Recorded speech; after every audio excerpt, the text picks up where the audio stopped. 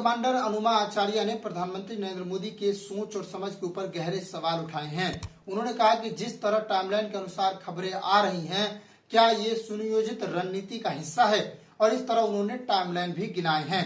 देखिए, बीते कुछ समय से सीएस और सीडीएस के जो बयान आए हैं वो निश्चित ही बड़े सवाल खड़ा करता है।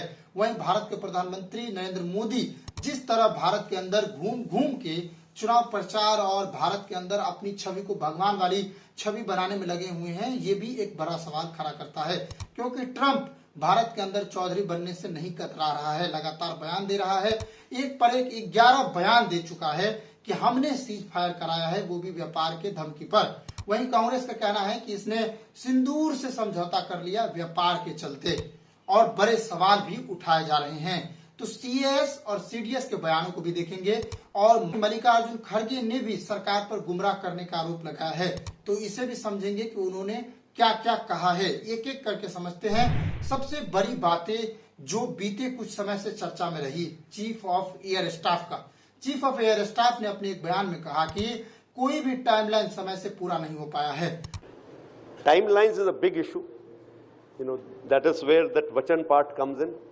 So once a timeline is given, not a single project that I can think of has been completed on time. So this is something where we have to look at. Why should we promise something which cannot be achieved?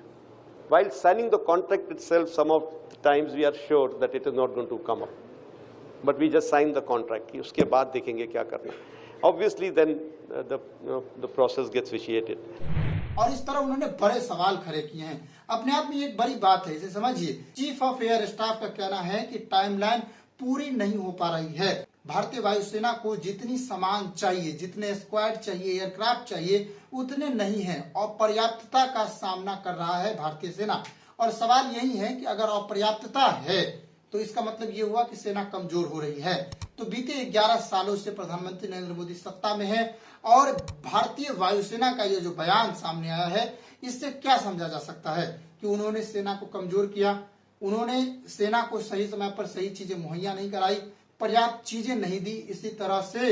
इसी कारण इस तरह के बयान आज CS general को देना पड़ा है। तो ये एक बड़ी बात है। और सीएस के इस बयान से एक और बात जो सवाल खड़ा हुआ है हिंदुस्तान एयरोनॉटिकल लिमिटेड के ऊपर। हिंदुस्तान एयरोनॉटिकल लिमिटेड भारतीय वायुसेना के लिए एयरक्राफ्ट बनाता है और उनके लिए सामान्य बनाता है। लेकिन जिस तरह के बयान आए हैं उससे यही लगता है कि हिंदुस्तान एयरोनॉटिकल लिमिटेड असफल हो रही है और वो टाइमलाइन पूरी करने में सक्षम नहीं हो रही है। तो जिस तरह से भारत के अंदर बीते 11 सालों से प्राइवेटाइजेशन का होड़ चला है, भारतीय डिफेंस सिस्टम के अंदर भी अडानी जैसे बड़े उद्योगपतियों को लाया गया है, उससे यही सवाल उठ रहा है, क्या हिंदुस्तान एयरोनॉटिकल लिमिटेड को भी कुछ दिनों के अंदर इसी का बहाना बनाकर निजी किया जा सकता है, निजीकरण के अंदर धकेला जा सकता है। तो ये एक बड़ा बयान है और इसका मतलब यहां तक जोड़कर देखा जा रहा है, तो इसे समझा जाना चाहिए। वहीं एक और बयान जो हाल ही में आया है वो सीडीएस का। सीडीएस ने ब्लूमबर्ग को दिए इंटरव्यू में, जो सिंगापुर की धरती पर इंटरव्यू हुई है, उसमें उन्होंने कहा कि 7 मई को जब ऑपरेशन सिंदूर की शुरुआती फेज चल रही थी उस समय भारतीय सेना को भी कुछ क्षति पहुंची है, भारतीय सेना का भी फाइटर जेट गिरा है। उन्होंने इस बात पर जोर देते हुए कहा कि इस बात से कोई मतलब नहीं है कि कितने आंकड़ों में गिरे हैं, कितने विमान गिरे हैं। हमने तुरंत गलतियों को समझा, सुधारा और फिर पाकिस्तान के इस्लामाबाद पर हमला किया। लेकिन सवाल वही उठता है कि पाकिस्तान लगातार 6 विमान गिराने की बात कह रहा है, लेकिन सीडीएस ने इस बात को क्लियर किया कि 6 विमान नहीं गिरे हैं, लेकिन उन्होंने ये भी नहीं कहा कि विमान बिल्कुल भी नहीं गिरे हैं। Pakistan claims 6 Indian jets were downed. Is it correct in that estimate? Absolutely incorrect, and that is not information which I said is important. What is important is why they were down. That is more important for us. And what did we do after that? That's more important. अब सवाल यही उठता है, क्या गोदी media को इस तरह का इंटरव्यू नहीं दिया जा सकता था? क्योंकि सीडीएस इतनी स्वतंत्र नहीं है कि वो विदेशी धरती पर जाकर इस तरह के बयान दे पाए। तो अब यही बात है कि गोदी मीडिया जिसकी भक्ति करती आ रही है सरकार की, तो सरकार गोदी मीडिया को इंटरव्यू देने के लिए क्यों नहीं कहा? क्योंकि सीडीएस अपने मन से इंटरव्यू नहीं दे सकते। सीडीएस का व्यक्तिगत बयान नहीं है ये। सीडीएस ने ये इंटरव्यू सरकार के आदेश के बाद ही दिया होगा, इस बात की पुष्टि समझिए। तो ब्लूमबर्ग के साथ इंटरव्यू में इस तरह के खुलासे किए गए कि भारतीय सेना को भी क्षति पहुंचाया है। तो ये बड़ी बात है जो विदेशी धरती से कहा गया। अब सवाल यही उठता है कि भारत के प्रधानमंत्री नरेंद्र मोदी गांव-गांव, देश-देश तिरंगा लेकर घूम रहे हैं, चुनावी सभा में माहौल बना रहे हैं और लगातार फिल्मी डायलॉग कह रहे हैं, प्रेम चोपड़ा से भी आगे निकल रहे हैं, चैन की रोटी खाओ नहीं तो हमारी गोली है ही, तुम अगर गोली मारोगे तो हम गोले मारेंगे। इस तरह के जो बयान दिए जा रहे हैं, जैसे लग रहा है कि 15 अगस्त का कोई परेड हो रहा है और 15 अगस्त पर एक स्वतंत्रता सेनानी वाला बच्चा एकदम धमाकेदार अपनी भाषण दे रहा है। तो ये जो बयान आ रहे हैं वो निश्चित ही सवाल खड़ा करता है। भारत के अंदर एक तो संसद का विशेष सत्र नहीं बुलाया जा रहा है। अगर संसद का विशेष सत्र बुला लिया जाता है तो इस तरह के सवाल ये जो आज उठ रहे हैं ये नहीं उठते। इस तरह से भारत और कमजोर ही हो रहा है। नरेंद्र मोदी अपने आप को भगवान बताने की कोशिश कर रहे हैं। कभी दक्षिण भारत में जाकर रैलियां कर रहे हैं, अकेला ऐसा फोटो आ रहा है जैसा लग रहा है कि इन्होंने ही पूरे पाकिस्तान को नेस्तनाबूद कर दिया है, इन्होंने ही पूरे विमान का संचालन किया है।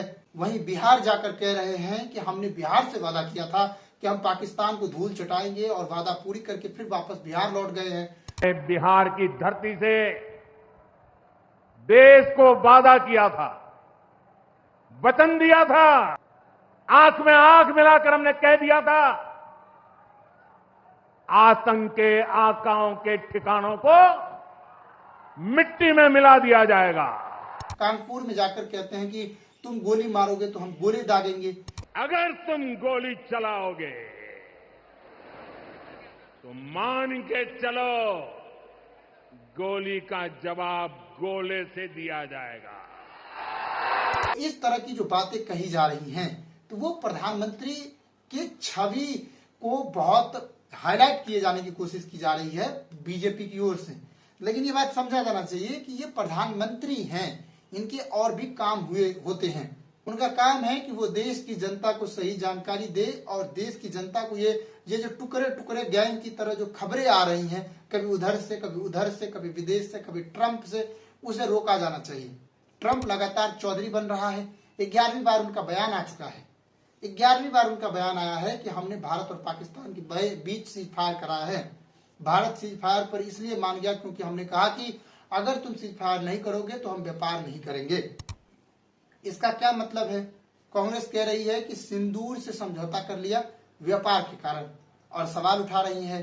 बीजेपी लगातार कह रही थी कि हम घर घर जाकर सिंदूर बांटेंगे, लेकिन जब इस तरह की खबरें चली कि इसका व्यापक विरोध होने वाला है तब इसे वापस ले लिया गया। तो ये सब क्यों किया जा रहा है? तिरंगा यात्रा निकाला जा रहा है बीजेपी की ओर से अलग अलग प्रदेशों में। बार बार ये धकेला जा रहा है कि हमें भारी सफलता मिली है, लेकिन भारी सफलता मिली है तो ये क्यों जो सामने आ रहा है, खबरें आ रही हैं, वो क्यों विदेशी धरती से आ रहे हैं और क्यों इस तरह के बयान आ रहे हैं? क्या भारत के प्रधानमंत्री और भारत की सरकार संसद के विशेष सत्र के अंदर इस तरह की बात नहीं कह सकते थे और पूरी क्लियरिटी के साथ भारतीय लोगों को जोश और जुनून से नहीं भर सकते थे? उन्होंने ऐसा क्यों नहीं किया? तो ये एक बड़ा सवाल है जो उठ रहा है और इसे समझा जाना चाहिए। तो चीफ ऑफ एयर स्टाफ का जो बयान है वो निश्चित ही बड़े सवाल खड़ा करता है। चीफ ऑफ डिफेंस स्टाफ का बयान गोदी मीडिया के लिए तमाचा है और ये सवाल उठता है कि उन्होंने इस तरह का बयान विदेशी धरती से क्यों दिया। और फिर सबसे दुख की बात तो ये है कि इसे स्लिप ऑफ टंग बताया जा रहा है। अगर डिफेंस स्टाफ ने इस तरह का बयान दिया भी है तो इसे अब स्लिप ऑफ टंग क्यों बताया जा रहा है? भारत के जो विदेश मंत्री हैं डॉक्टर एस जयशंकर, उन्होंने भी भारत के अंदर इंटरव्यू नहीं दिया। उन्होंने भी बीबीसी से इंटरव्यू दिया और बीबीसी से इंटरव्यू में उन्होंने कई सवालों के जवाब दिए। तो भारत के जो जितने भी बड़े प्रतिनिधि हैं वो भारत के अंदर इंटरव्यू नहीं दे रहे हैं, विदेशी धरती पर जाकर इंटरव्यू दे रहे हैं, क्योंकि उन्हें भी पता है कि ये लोग इंटरव्यू लेंगे तो और ज्यादा हंसी मजाक होगी और उस इंटरव्यू के कोई मायने नहीं रह जाएंगे। इसलिए इस तरह के इंटरव्यू विदेशी मीडिया को दिए जा रहे हैं। तो ये बात आप समझिए और ये समझा जाना चाहिए कि ये सब किस तरह से हो रहा है। तो बिहार के अंदर चुनाव है, प्रधानमंत्री नरेंद्र मोदी बिहार में रैलियां कर रहे हैं, अलग अलग जगहों पर घूम रहे हैं, वो भारत की जनता को जवाब नहीं दे रहे हैं।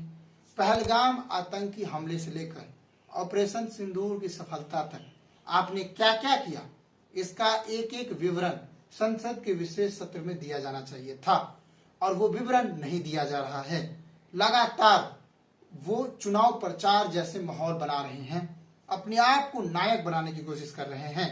लेकिन सवाल वही है कि भारतीय वायुसेना को जो आज अपर्याप्तता का सामना करना पड़ रहा है वो 11 साल सत्ता में रहने के बाद क्यों हो रहा है। और ये नरेंद्र मोदी की विफलता है कि वो सेना को पर्याप्त सामान उपलब्ध नहीं करवा पा रहे हैं और इसे दबाने के लिए इस तरह का जो पूरा खेल है उसे रचा जा रहा है। इसे गौर से समझा जाना चाहिए। अब आप क्या सोचते हैं कमेंट करके बताइएगा। मिलते हैं अगले वीडियो में। नमस्कार, जय हिंद।